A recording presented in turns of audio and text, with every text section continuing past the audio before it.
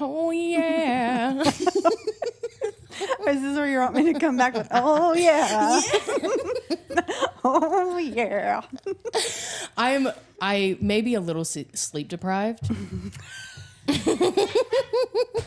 But that also would make sense. Yeah. I mean, I got like 6 hours. But also like I just feel that's me every day. Can you survive off that? I'm learning no. Okay. Yeah. But anyway.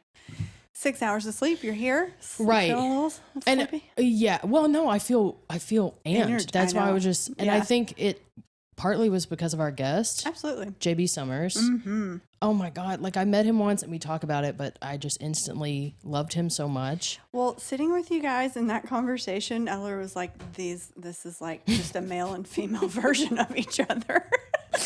I forgot. It was fun. I've never hung out with him. Mm-hmm. We've just like been in passing. Yeah. And so that was just like, have you ever had that moment where you've met someone who's just like you and you're just looking at them like, wow, I like this you. This is fun. I don't know. Maybe. Well, I know like when you and I met, we're not the same, but I very much was like, I like this person a lot. Same. So I've had that kind of experience, but not where I felt like I was looking at myself. Interesting. Or experiencing myself. Yeah. Yeah. But it was fun to watch y'all. Oh man. He's so wonderful. Mm-hmm. I love what you say, and you say it in the podcast, but that he is able to be fun and silly, but also like say some really deep, wonderful things. Yeah. Yeah. I was glad to hear him do that at first because he was so like leaning into the fun part. Mm-hmm. I was like, I was curious how much he would let us pull the curtain back, so to speak, how he puts it. And he did. I think it was really great. Yeah. And I really like this episode because we were talking earlier about how like, this podcast was about comedians. Mm-hmm. And I was like, oh man, do musicians like fit into this? Yeah. And we just have such a great conversation. Yeah. You're very good at what you do. You were like, well, I love how you present things too. You're like, can I offer something? And then it's like, boom. Bob, like knowledge drop. Mic drop. Yeah. Cardi B. I'm so grateful for you. You too. You make, on the way here, I was so tired because I got in really late last night. Mm-hmm.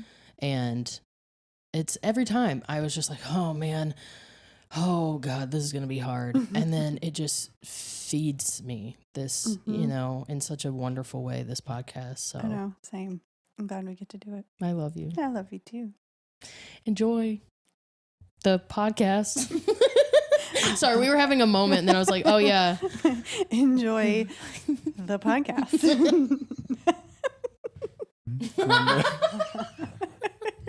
I mean, I don't know if I'll ever actually want one. Are you taking pictures of everything?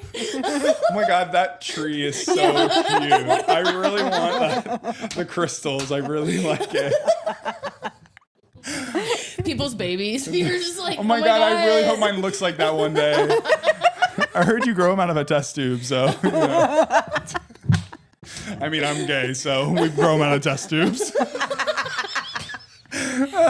Lord. Oh, Lord. You're funny. Are you Isn't he so funny? Oh, girl, I'm not a comedian, no. I'm literally just insane. Like, Well, I was telling Melanie, like, when we met, when you first came in to the green room of that show, I thought you were a comedian. That is... How does that make you feel? It's the biggest honor I could ever be bestowed upon me because you guys are so funny. Like, I didn't get to stay because I had to work. I have a full-time job, and so I had to work the next morning, so I didn't get to see Amber that night. But then I came back with my partner to one over in Hillsborough Village. Yes. I literally was in stitches, bro. Like the whole time, I couldn't laugh like normally. I was just like, this girl is so funny. Thank you, my friend. Wait, hold on. How do you have a full-time job? I don't know. What do you do full-time? I work in clinical. This is gonna blow your mind. love it. I work in clinical trials for cancer research. Oh. It's so wild. That's very cool. It's super cool and it's really rewarding. It's so weird. I don't know why. I don't know how I'm in it. Like, it's very crazy. My friend worked in the with the organization before I moved to Nashville, and I was working at Starbucks when I moved here. And then he was like, "Hey, I can try to get you a job here." And I was like, "Sure, whatever." Yeah, I can do medical stuff. Obviously, I know clinical trials information. My mom was like a nurse in the OR for years and years and years, and she was like, "Are you sure, sweetie?" And I was like, "Yeah, I got this." Oh my God, I wanted to quit every day when I first started. Now I've been in it for 3 years, so I'm like, whatever, it's easy. Do you like it? What did you not like about it when you started? The emails. Doing the job. Like, Just the job. The job. Yeah. No. I love the people. I think it's awesome. I think the mission's great. It's like really cool. It's a little. Is this being recorded? Yeah. Fuck. Choose wisely. I know. I'm like, I don't know what to say. I think personally, my job is amazing, and I love what I do.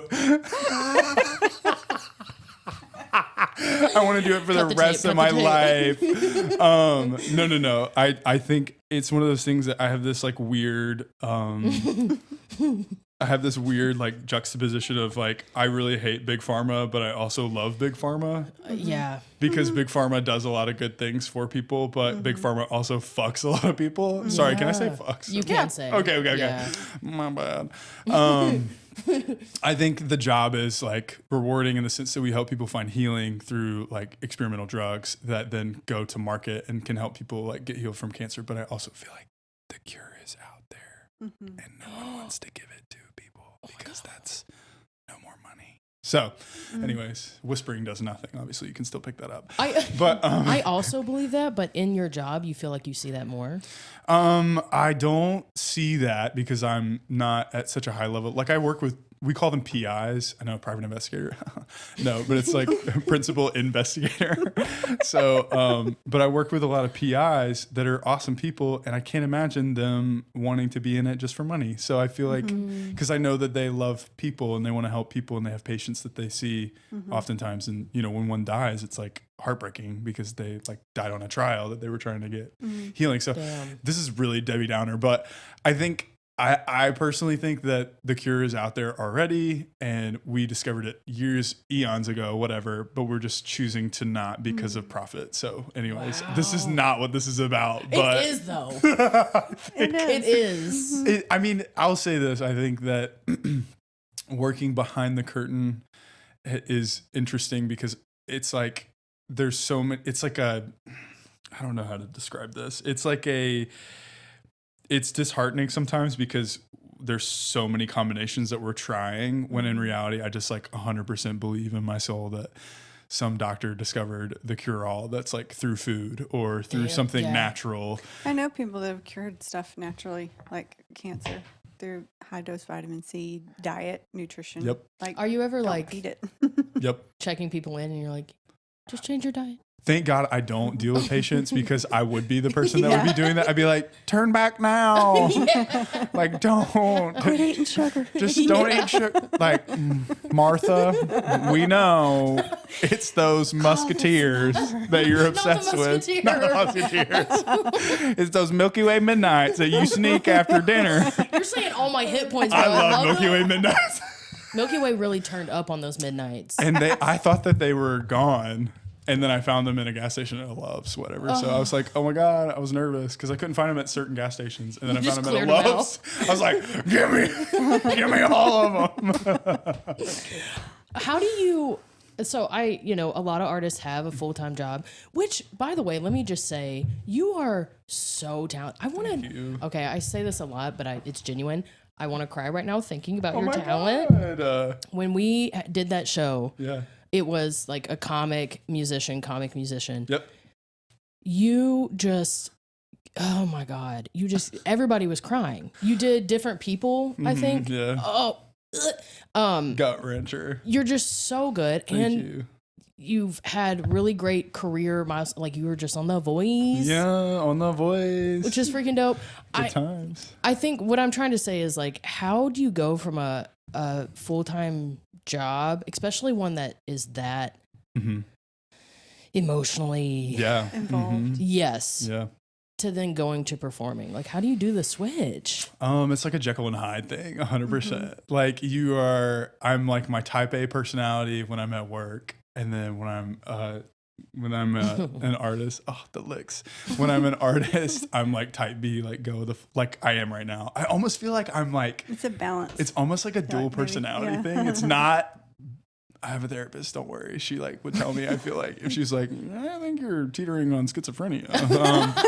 Thank God I'm not. I mean, hopefully, Meg, if you're watching this, let me know. These are signs that are pointing towards schizophrenia or dual personality or whatever it is. I don't know what it is now. The term. It is a switch that you have to turn on and turn off. Cause like but I have to do it. It's almost like I have 2 full-time jobs. That's what it feels like because I want music to be the full-time thing one day. And I love my job. I love the people that I work with, but I have to give 110% there too, because if I don't, then I'll get fired. So yay. It's a balance. It's definitely a balance. And I give ample time to both, thankfully. Like my job is very understanding. Like they let me go out and do The Voice, which was wild, and they supported me. They sent out like newsletters to the whole company. They were like, celebrity. Like, oh my God, thank you. Vote for me. Everybody at your company is from the 30s. Oh boy. You're like, well, I mean, my team's pretty young though, I will say, but the majority of everyone, I love you guys. You're amazing if you're watching this. Anyways, when you got The Voice, were you like, oh, this is it? No. Oh my God. No. Oh. No. Okay. So yes and no. Like I was very grateful, but also let me just explain. So sorry, this is probably like pulling the curtain back a little bit, but like that's what we're doing. The Voice, that's what we're here for. No tea, no shade on The Voice. Thank you guys so much for the opportunity. It was amazing. I really appreciate the platform and the people that watch me and follow me now from the show. But that was not the moment that I was like, oh my God, I made it. I wish it would have been that simple. I mean it. No, I didn't make it. I've arrived. No, it was one of those things that like, I was like, wait, really? You guys want me on the show? Like, what? Mainly because I had auditioned in 2019, right before the pandemic hit. And it was like, and I didn't make it on. They like cut me before I made it to the actual TV show. And I was like, honestly, thank God, because I was not ready to do anything like that. And I thought I was. I was like, I've arrived. That was the moment I was like, I arrived. Because I flew out for the executive producers. There was a lot of like different levels that you had to go through before you got to the actual TV segment, like and filming on stage. So it was like a week before I was supposed to fly out in 2019. And they were like, so sorry, we're actually going to have to cut you. And I was like, oh my God, crazy. I just told my team today that I was leaving for a month. So nuts that I have to go tell them again that I'm not leaving. I was literally like, psych, I'm not going anywhere. I had like a big meeting that morning. I was like, man. I was like over a team. I had like a couple people that were my underlings. And I was like, I was like, hey guys, I'm going to be gone. This is the plan. I'm actually famous now. Yeah. And then the next morning I was like, hey guys, remember that meeting we had yesterday? I'm actually just insane. No.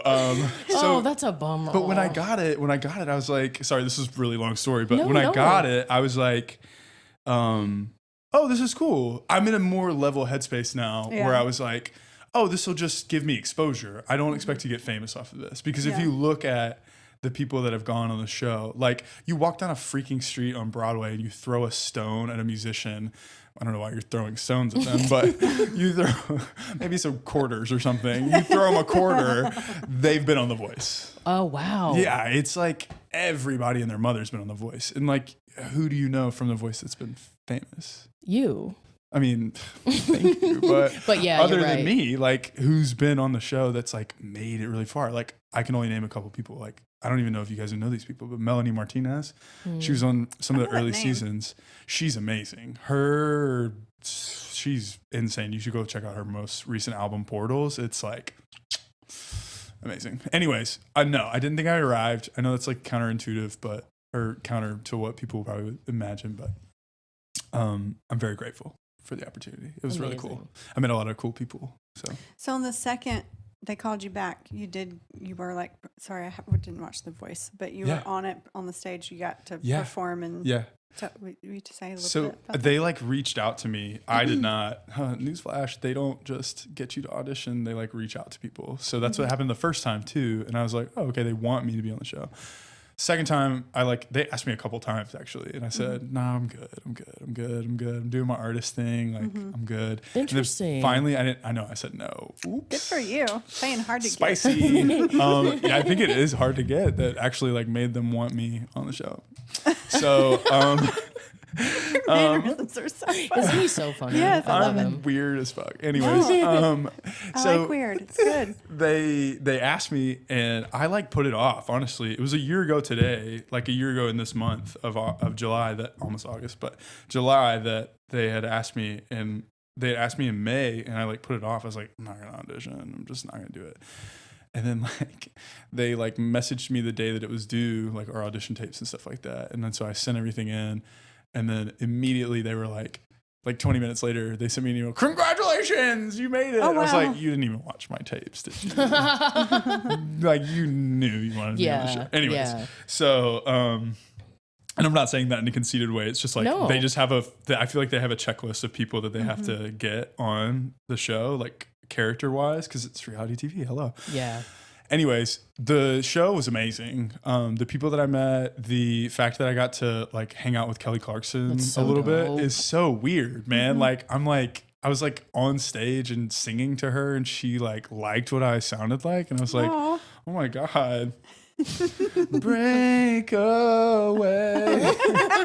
I'm just kidding. It was insane. That moment was insane. And then I was only on the show for 2 episodes, but the 2 episodes that I was on, it was wild. And just getting to spend time with those coaches and getting to like glean a little bit of information from them, however fake it is of what they're talking about. I felt the genuineness, at least, of Kelly Clarkson telling me that my voice was fucking amazing. Oh, I was like, it is. It like doesn't go away, bro. Like that moment, I was like, oh, because you knew they weren't going to air that stuff. So like when she said that, I was like, you're a real one. That was real. Yeah. That was real. And I bet your childhood self was like, oh, my little JB was like, yeah, good job. oh. When you said no because you just said I was doing my artist thing, what does that mean? Like, why'd you say no? I had just been putting out in 2021 I had released a bunch of different singles, but I was just like on the trajectory of just doing a grassroots movement, and that's what I felt like. I didn't want anything to get in the way of that. Wow. And because another pull the curtain back, they make you sign a contract where it's pretty rigorous. You can't release music. So I would have had to have waited for which I did this past year. I had to wait for like a year to release music. Like I had so many other things lined up that I was going to put out, but I had to wait because they would have owned it. What? Yeah, dude.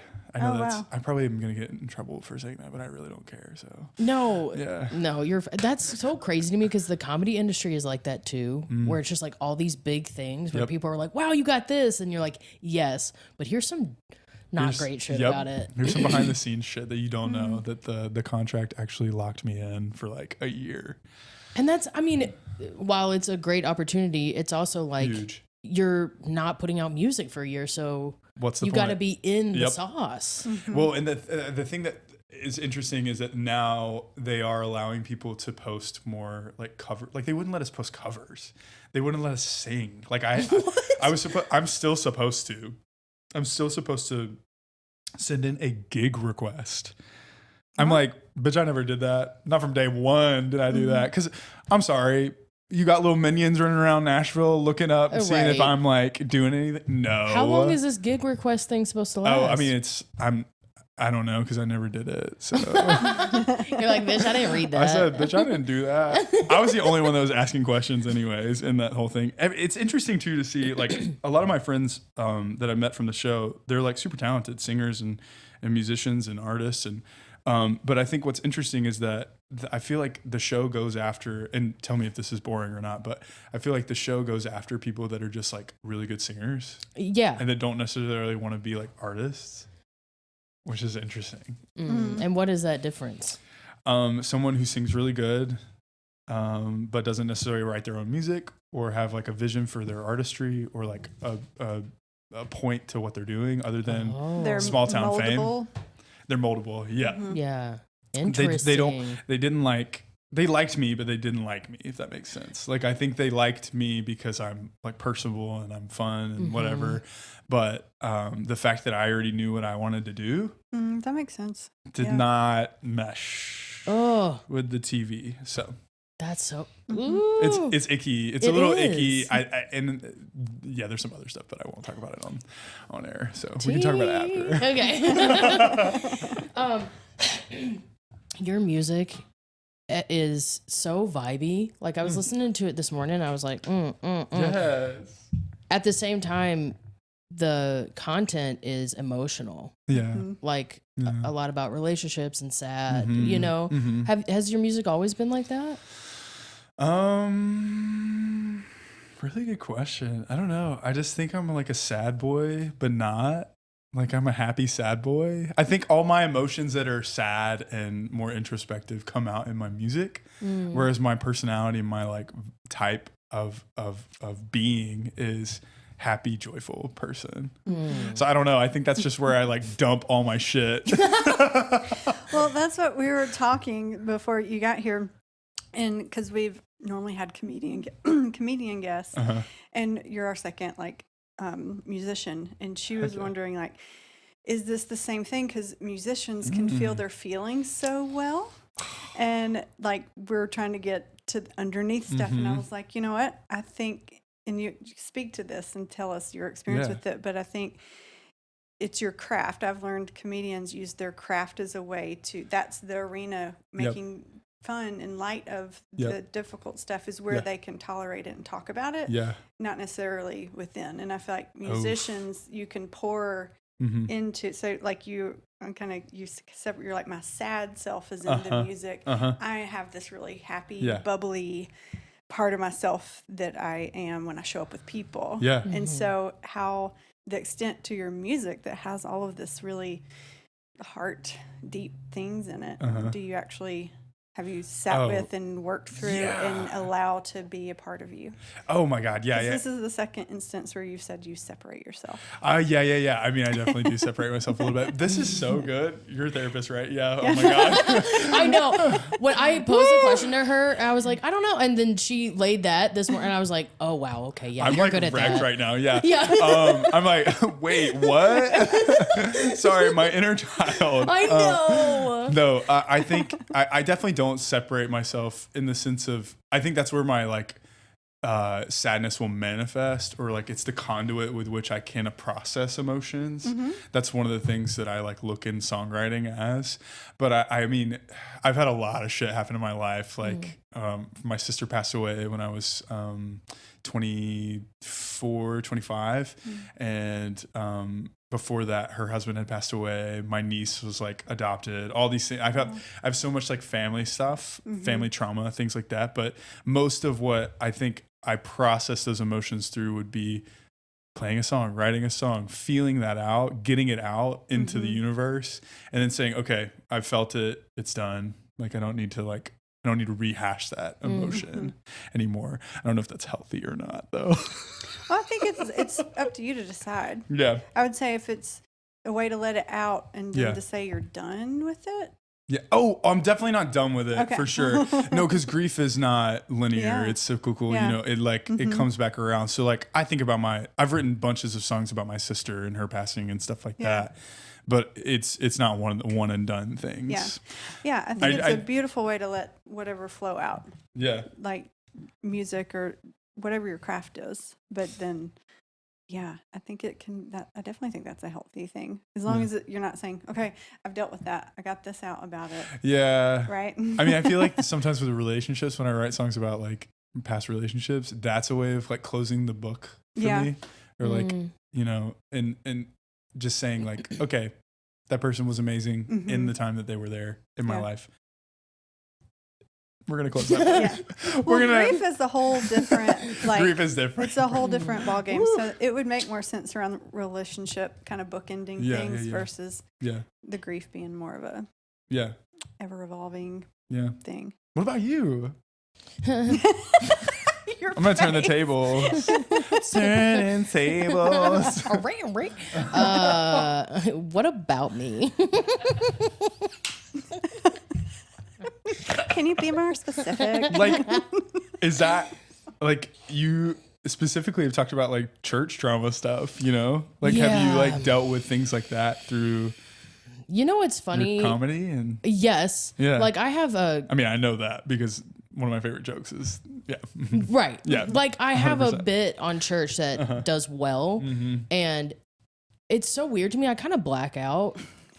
I don't know if that's healthy or not. We got some unhealthy tendencies in here for aisle one.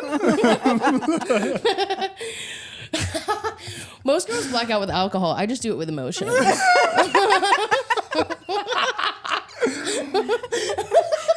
Same. Oh my God, what just happened? I just like, there's like carnage behind you. Like, How Great Is Our God came on the radio, and you're just like, oh my God. It's so mowing through some real. grandmothers in Centennial or something. Like, Jesus. Oh my God. That just like when I was a Christian, like a Christian song came on the radio, and I was acting out and I got in a very bad car wreck. No. Like I saw the woman and I smashed in her. So what were you doing? Like, every move I make, I'm making you. You know that he's a precious Lamb of God. You I were was doing like, the sign language? Yes. Girl. While driving. No. 10 and 2. 10 and 2, babe. My 10 and 2 was 10 and 2 was how great is our God. I still see the woman's face in my mind. Cheryl, she's forever scarred. She's fucked. Yeah. She's fucked. No. No, she's fine. She can't walk anymore, but she's fine. God gives his toughest battle. What in the world? Oh my God. Yeah, I don't realize. Well, I guess I kind of realize that I'm saying trauma, but then people will come up afterwards, and that's when I'm like, oh wow, I'm saying things that are like deep. Yeah, you like, are wow, though. You shared that, and I was like, what did I say? You know. But because people are laughing, so I'm like, we're having a good time. The 10 cents a day one, for 10 cents a day, Yeah. you can help a child brush their teeth in Africa. Like that one, I'm telling you though, it's so real. Yeah, it is. So real. Yeah. They always get the crier. Like, they do. She's always the one. You're always the one. I have a question. When your Yeah. sister passed, do you mind talking about that? Oh yeah, for sure. Because you guys sang together. We did, yeah. How did that? What was that like? Your art being affected in that way? So wow, what a doozy. I mean, it was when she passed away, it was like, whoa, bro. The one person that I felt like I really connected with on a artistic level is gone. Damn. And it was like it was one of those things where it's like, did a part of you die as well? And I think, I mean, if you've lost somebody close to you, you know that that's like true. You love them. Love like transcends time, space, whatever. and that love never goes away. It just takes a new form, and you have to deal with like them not physically being with you anymore. But I think in terms of like music wise, it just emboldened me to do more because she had this gift. She was a good singer, but she was a beautiful dancer and artist. So, I mean, she studied like Russian technique ballet, which is like really, really hard. And she went over to Paris like when she was like 5 or 6 or something like that. My mom went with her and she like studied, and it's crazy. She was insane, like, but multilingual, really talented, debater. Like she could have been anything she wanted to. Yeah. So that when she passed, I think really emboldened me to be more driven into art because she was so influential in bringing like different tastes and different styles of music to me when I was a kid, because we didn't listen to that. We were listening like to, I don't know, the Gaithers, and like my dad would play like Eye of the Tiger on Sunday morning. Like that was the only like secular song or like mainstream song that we would listen to. So I was like this like little, basically a Duggar, like maybe not that level, but you know what I mean? Like we just like she was my outlet for like new music. Yeah. And really like helped me grow into what I liked, you know, in music. So anyways, that's so and beautiful, because I feel like sometimes you hear stories of like, after this person passed, I stopped doing what I love, you know? No. So it seems like versus that being like it's too painful to do that. It seems like it felt like a way you were still connecting and honoring her. This is so fucked up. But like my processing, the day that she passed away, I started writing a song for her, like, and through all of that process, like, I mean, it's one of my most favorite things I've written for her. And it's just like, I could not be one of those people that stopped something because it was something that was meaningful beforehand. Like I said, it emboldened me to do more of that because it was such a beautiful gift that we had. Yeah. So, I love that. Yeah. And when you shared that song about her, what did that feel like? Were you like, I'm putting this out here no matter if people respond to it or not? Or yeah, I mean, it's not actually out like anywhere. I need to put it out, but anytime I've shared it with people, they're like weeping. Is this the song he sang that you said everybody cried? No, oh, that was a different one. That's a different one. Yeah. Okay. I just make people cry. We do too. Ready for some leakage tonight, ladies and gentlemen. In your wrestler voice. That's my new way of like introducing myself. Introducing JB Summers, crier extraordinaire. Like I don't even know what do you even say. But yeah, no, for me, like that is one of those things that I had to keep doing music. I had to keep doing those things because it would feel empty. You know, life would feel even more empty without those things in that void, if you will. So why? So you said that you haven't released that song, because people cry, or is it just you want to keep that? No, it's very, very different from what I do now. Wow. And so it's one of those things that like I can play for you after, you can hear it if you want, but it's very like folk acoustic, which is completely different than what I'm doing now, like pop wise, but one day I want to release it. I have a bunch of songs that I like stopped. I was going to release like an EP back in the day under like a different moniker. And I didn't because I was going on to the JB Summers like venture. So anyways, maybe one day they'll see the light of the day. So they will actually. Oh my God. It'll be some time. It's like Taylor Swift. It's in the ball. It's from the ball. Whatever she says. I'm like, Taylor, you wrote that like 2 days ago. Shut up. I want to be therapist-y for a second. Do it. Well, you keep talking about keeping these separate parts of yourself. Oh God. Like even with that, you're like, I was gonna do this like EP under a different thing that was this kind of stuff versus the pop. I can't imagine you doing pop, knowing you. This is the only way I know you, but doing pop stuff and keeping those separate, but it's all you. Yeah. Oh, it is. Yeah. But you keep them, like you said, that you kept separate, your work you kept separate, and then something else you kept separate. But I don't know. I definitely compartmentalize Feels a like lot a of things. theme. Yeah, it honestly is a theme, and I should probably talk to my therapist about that.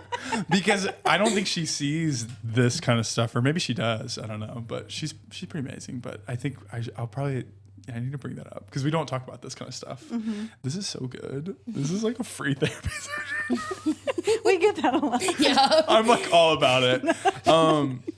I love my like hand motions. This is just like, yeah. Like you're in the club. I'm in the club. Wasted. I don't drink anymore. On emotion. On emotion. On drama. Woo! Honestly, yeah. If that could get me high, that would be great. I think one of the things that my life has always kind of been separate in like separate boxes because I was closeted for a long time. So a lot of myself had to be kind of hidden, I think. And I didn't allow those two things to join together until 29, 28. So like 2-3 years ago. Like I'm just now becoming, I feel like, the full version of JB. Yeah. Which is crazy to say because, damn, that. bro, you're 32 almost. What are you doing? But also, it's like, got a lot of trauma back there. Yeah. We got to deal with that. I will say this. I think I'm an. And did you guys know the Enneagram at all? Okay. Oh, they love it. I'm an 8 wing 7. 6 wing 7. Oh, I love 6s. Oh my god. Oh.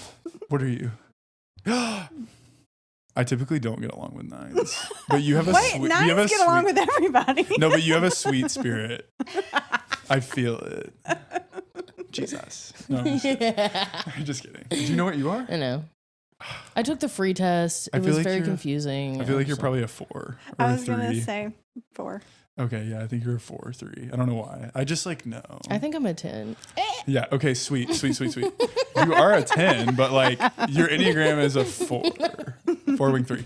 Anyways, I so like a lot of my life was sorry. I love that you know all the Enneagram stuff. Oh yeah. I love Enneagrams. I'm like obsessed with it. It helps me like engage with people better and like helps me know how to like talk to people. Yes. I look at it in that way instead of like dissecting myself. But so as an 8, I think like a lot of my childhood experiences were that I had to take care of myself. And so I didn't have a lot of assistance. And so I wasn't taught that like help was readily available. Right. And so my way of dealing or coping was just resiliency in everything, like pushing through no matter what. So I think a lot of what I have, that's why therapy is amazing because I'm like, oh my God, this is the one thing. So she told me this, I think it was like our first session. She was like, I just want to let you know, like when you come in this room, you don't have to carry anybody.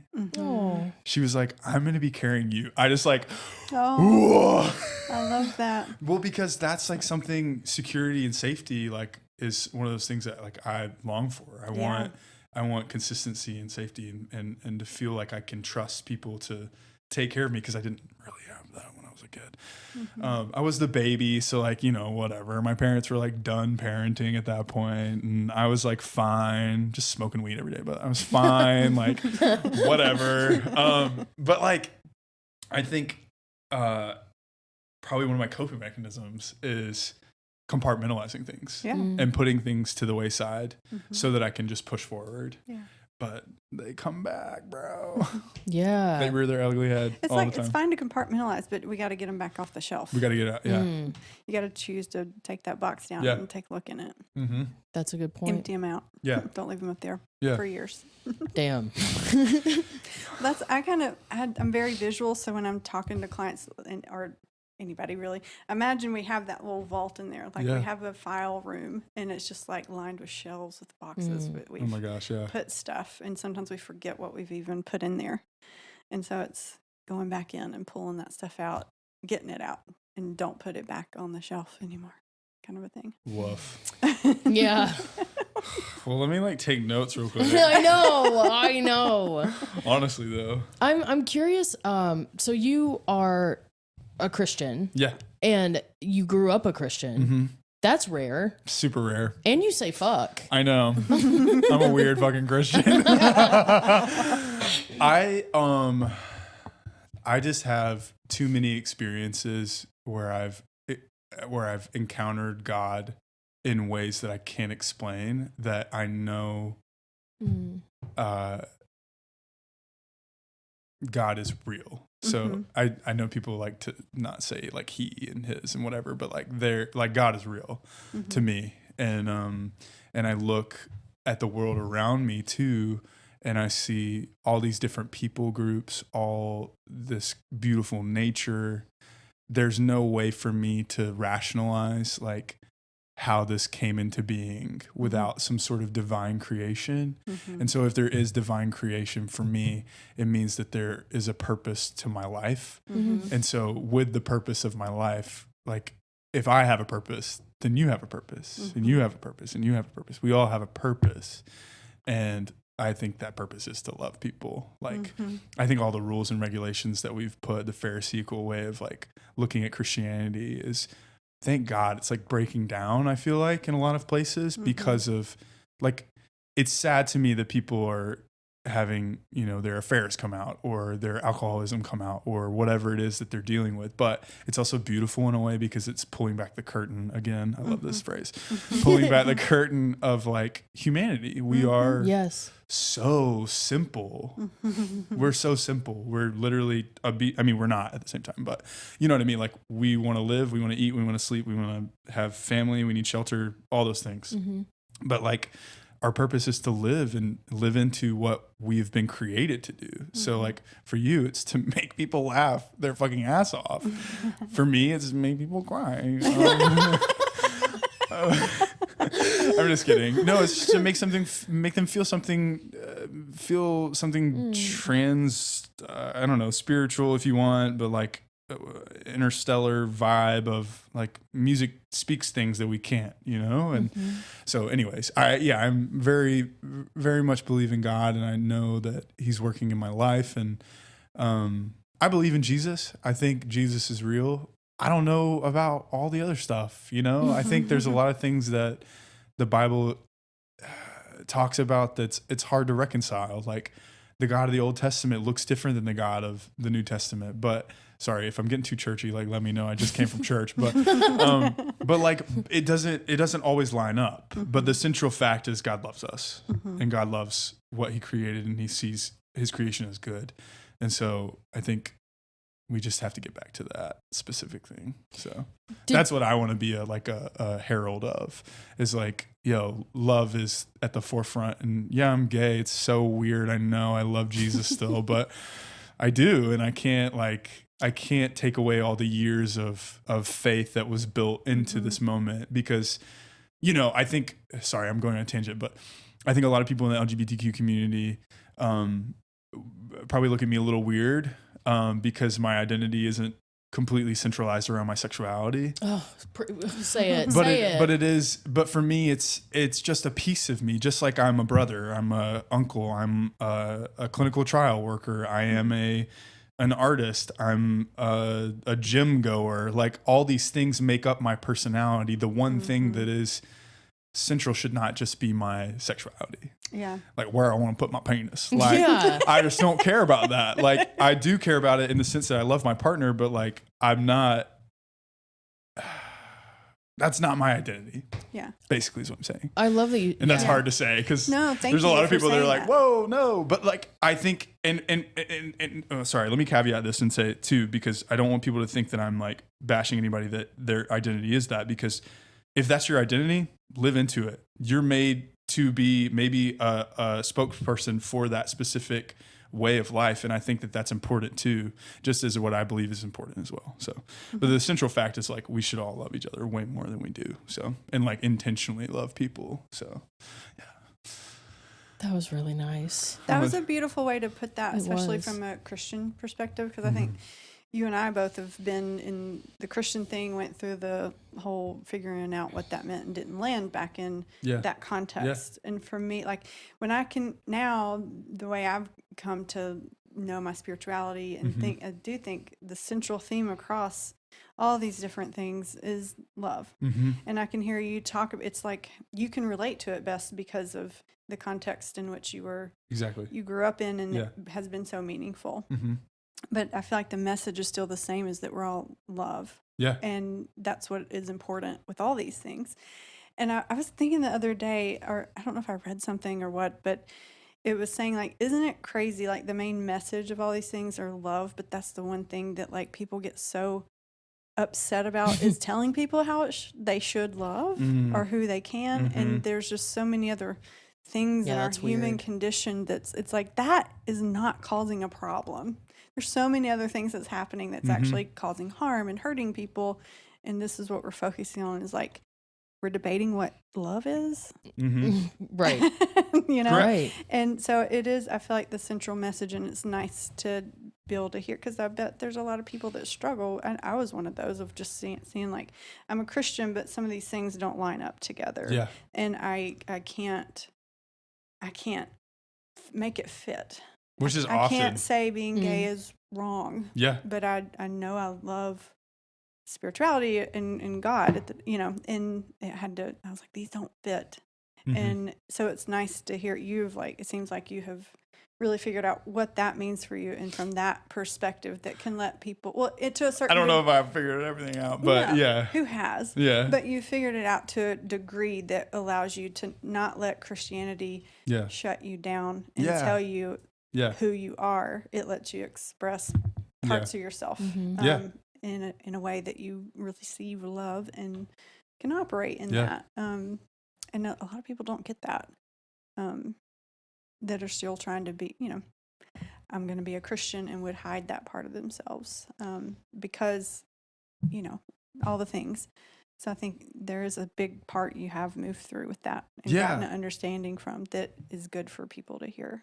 Well, and I think that's like an emerging like movement in the church, the capital C, around the world is, wait, what are we doing here? Why are we like being so legalistic about certain things that there's not clarity in the Bible? Like, you think if you're a literalist perspective of the Bible, then there's a lot of shit in there that you're not Everybody's doing. fucked. Yeah, literally everyone's fucked. But we're not literalists. Like, it's an interpretation, and you're interpreting it wrong. Like, we're interpreting it wrong in some ways. Like, also, why are we basing our entire life off of a book? Yes. That was well, and I could go down a rabbit hole on all this stuff, but I think the central fact of loving people well and loving God is like all that's necessary. Those are the two things that are important. Do you remember the moment? Because I have a moment. It was around when Trump got elected, where I was like, the people that led the church. My church leaders, I was like, oh, I got to change my viewpoint of God. And I then created my own relationship with God in a different way that wasn't like, these are the rules and I am good at following them. Yeah. Do you remember that moment for you where you were like, oh, I'm going to change this up a little bit? Well, I mean, I worked in a church for like 7 years before I moved to Nashville. Wow. So I was like a creative director at a church down in Florida. I still love that church deeply. I think they're like the best example of loving people well. They do so much good. And they do such a great job at loving people, but they also have fucked up in a lot of ways too. But anyways, who's perfect? But I took a break when I first got to Nashville, and I took like 2 years where I just didn't go anywhere. And I was like, I need a breather. I need to like figure out my life. And I was like, one of the goals of moving to Nashville was be able to like come out as well. Cause I was like, I've been holding this in for so long. I know it's not going away. Like, I can't just, anyways. So, there was a moment when I started going to the church that I go to now, Sparrow Day, that I was like, oh my God, I'm not alone in believing that it's okay to not have everything figured out. Yeah. So I don't think I changed. Like, God still looks the same to me, because I think I always luckily had people in my life that would project a loving relationship with God and like a loving understanding of who God is. two people. I never was in a, thank God, I was never in a, like a hellfire and brimstone group of people. I mean, my dad was like that a little bit, but he's even since softened, I think, a lot, which is beautiful. But I think that I never changed how I saw God. It was that I became more understanding of who God was, if that makes sense. Yeah. Yeah. So I don't know if that made sense. I know. It did. It made It's beautiful. Yeah, you answered the question. I thank you so much for being vulnerable and I really like you. Oh my God, I like you too. I love you. I love you too. You're amazing. Yeah. I was like waiting for her to say love. Yeah, I was like, why didn't I say love? You should have said love. Yeah. We're gonna make out later. It's fine. So do you have anything you want to say before I ask the final? I'm making it so like before we do the thing. Final question. Bring out your dead. No. Did you say bring out your dead? Bring out your from Monty Python. Oh wow. Oh shit, you haven't watched. I didn't get that That's reference, so and sad. that was Bring out the dancing lobsters. okay. You got that one? No. Amanda Bynes, the Amanda Oh Show. my God, I love Bring out the dancing Amanda. lobsters. Oh, Block blister, not blockbuster. Anyways, wow, I told you, I'm insane. It's fun. no, you're hitting it. You're killing it. No, I love your energy and Thank the you. mix of like you can be really fun, but you can speak really meaningful things too. Like you have access to both of those, even though you separate them sometimes. Sometimes I do. You do. It seems like you Yeah. have access to both of those, and it's been really lovely to get to see that It's been and lovely meet to you. chat too. I have a Thank question you. real quick. Oh my gosh. With your partner, do you feel like those sides of you come together, or like with anybody? Do you feel like you can just like Just be like fully yeah. both? Good God. question. Yeah. Wow. Honestly, it's been so great, guys. I gotta go. Bye. No. I do think that I'm a performer. Let's just be straight up. So like in this sense, I feel like I'm even more to a 10, like of what I would be normally in a conversation. Though I feel like we have great conversations and I'm just like insane. And you're insane too. But I don't know. Maybe I don't know. But I think I think with people I fully trust and fully know. Like there's only a couple people in my life that I like really am myself with. So I would say like I have a wide net of friends and acquaintances. Yeah. Very wide net. And because I feel like you have to when you're a comedian, when you're a performer, when you're whatever, it doesn't matter. You have to have, if you're in the entertainment industry in any form of capacity, you have to have a large net. So the people that are closest to me see the full me. Yeah. That's Yeah. good. Yeah. So Sometimes we just need a few, it is but we true. do need a few. Yes. Yeah. Yeah.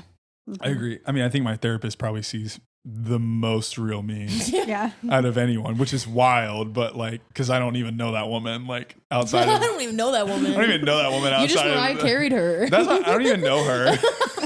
I don't know her. I don't know her. I ran into a client somewhere. I'm dead from that. J-Lo, I don't know her. I don't know her. Sorry, you ran into a client. What? No, she just said, I've never seen you in the wild before. She's like, this is different. It is, but it Yeah. is like when you saw a high school teacher in the grocery store, you're like, it's like a cat walking on its You're like, hind "You legs. eat?" You're like, what are you doing? Ew. Go Down. Get in your classroom, Miss Snellgrove. What are you doing? I really did have a teacher named Miss Snellgrove. I was about to say that's an interesting name. It was. It just popped in my head. You know, I just spitball sometimes. It just happens. Here we are. Okay, we're supposed to be wrapping up, but I just want to ask real quick. Yeah. What is this tattoo that says "even when it hurts"? Oh, because yeah, I feel like that's applicable. It is. Yeah, no, it is. So this is my sister's favorite flower. It's a tulip with thorns because her life was rough. And then this is the song I sang at her funeral. I know, it's a lot. Is it the song that you wrote? No. okay. Oh my God. No. I would have been incapable of sound. I almost couldn't sing this. It was like really rough. Yeah. Anyways, that's the tattoo. Love it. It's a good one. Cardi B. Oh, love Cardi B. I love her. Oh my God. Y'all, this is like male and female Right? version of each other. so funny. That's why we're kindred spirits. I love Yes. it. As soon as love he it. walked in, I was like, oh, I love you. Yeah. It was immediate connection. Though. It was. It literally was. I can see why. I didn't want to talk to anybody else in the group. Same. People be like, what are you talking about? We're like, shh. Sorry, we're having a conversation. We've basically known each other for 10 years, it feels like. And then we turn back like, ah. Oh my God, y'all both do that. They're like, they're just vomiting. We just had so much, same trauma. I feel like. Yeah, Just like, exactly. From the jump too, we were like, oh my God. Yeah. Oh my God, me too. yeah, it's trauma bonding, but like in a healthy way. Yeah, exactly. In a more comedic way. Exactly. I love you so much. I love you too. I want to ask everybody, what's Yeah. something that you do for yourself that is just like your favorite thing for you? This is gonna be so cringy for so many people, but the gym. I love going to the gym. No, moving your body. It gets me in, like, if I don't go I go in the morning too. I'm one of those like crazy people that goes in the morning at like 5:30. Ooh. I love being up early. Like, get me up early. Yeah, it's the gym for sure. I mean, yeah. That's great. No, I love The that. gym. It gets me out of my head. It just puts me in like a central goal. It makes me feel good. It makes my body look better. I like enjoy. I mean, I also like enjoy like peacocking at the gym a little bit. And anyways, so yeah, That's great. it's the gym. And then tell everybody where they can find you, and if you want to plug anything that's coming out, anything, everything. Yeah, find me on all the socials, jb.somers. That's my Instagram, and then TikTok is just JB Summers. So you can also just go to my website, jbsummers.com. Yes, I did get that domain. And then I don't know if I have anything coming out soon. I do have a song. This is so funny. Tragedy's Prologue that I'm like working on right now that I'm going to put out eventually. It's about an ex. Woof. Anyways. But I just had a song come out called Break Your Heart. So anyways. Go listen to JB's music. It's so good, especially Different People. That's one of my favorite songs. Thank you, girl. Oh, I love that it's song. So good. I do love that song. I love to sing that song. Anyways. Thank you for doing this. Thank you for being here. having me. you. Thank you guys so Enjoyed much.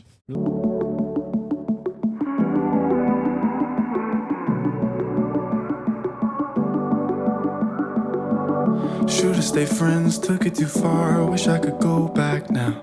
Can't turn around, there's no way out. Guess we'll be strangers, and I can't change the past. Can't help we didn't last. Oh no, oh no.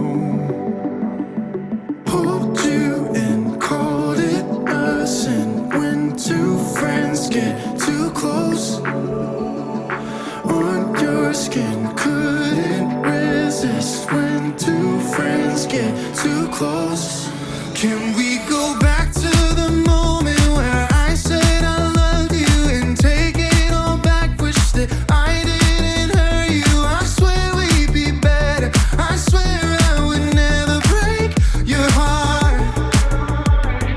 Can we go back to the moment where I crossed the line and I slept at your house, then you showed up at mine? I swear we'd be better if I didn't break your heart. Break your heart. Thanks for listening to I'm Fine, It's Fine podcast. I am trauma therapist Melanie Reese, and you can find me across all platforms at Trauma Therapy Nashville. My name is Amber Autry. I am a comedian here in Nashville and internationally touring. You can find me on all platforms at Amber Autry Comedy. And while you're at it, make sure you're liking, subscribing, sharing, rating, reviewing this podcast. I know that sounds like a lot, but it helps so much. And we're having a good time. We're healing. It feels good. So just a little extra sauce, sharing it with a friend, rate and review it. It really helps, and we appreciate it. Yeah. And if you have a topic or conversation that you want to hear us talk about, or a story you'd like to share on your own, shoot us an email at imfinesometimes@gmail.com. Thanks so much for listening.